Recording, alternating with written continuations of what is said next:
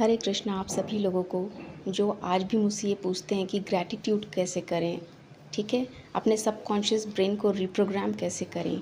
The simplest way how I spend my time to reprogram my subconscious mind and be in the gratitude mode.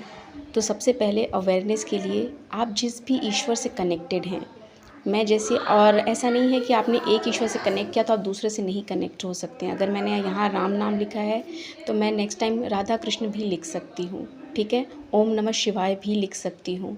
तो आप जिस भी energy से connect करते हैं जिस पल में, आप उस नाम को इस तरीके से या तो लिख सकते हैं या तो उसकी चैंटिंग कर सकते हैं।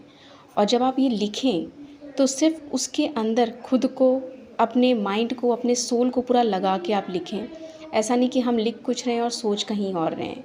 आप लिखने बैठिए और पूरा ध्यान आपके राइटिंग पे, एक एक वर्ड जब आप लिख रहे हो और जब आप उसका, आप में आपका जो मन लगता है उसके अंदर, उसके बाद जब आप ये लिख करके, जैसे मैंने ये पेज जब पूरा कंप्लीट किया और ये डिवाइन थैंक्स 1176, ये अलग अलग तरीके से, ये मेरा अंदर का इनर कॉलिंग था। ऐसा नहीं, मुझे किसी ने बोला नहीं है कि मुझे ऐसे लिखना है, मुझे फील हुआ कि मुझे इस तरीके से लिखना है, तो I just write it in this way. तो I would also suggest you all कि प्लीज़ आप सोचिए मत, अपने हाथ को अब फ्लो होने दीजिए। आप जिस भी तरीके से, जिस भी नाम को लिखना चाह रहे हैं, बस लिखना शुरू कीजिए। कोई स्विच वर्ड है वो लिख लीजिए, बट लेकिन ये मत सोचिए कि मैं ये लिखूँगा तो ये मिलेगा।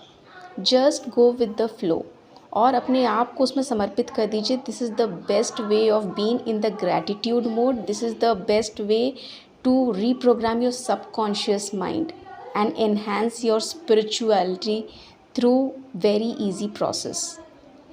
Hare Krishna.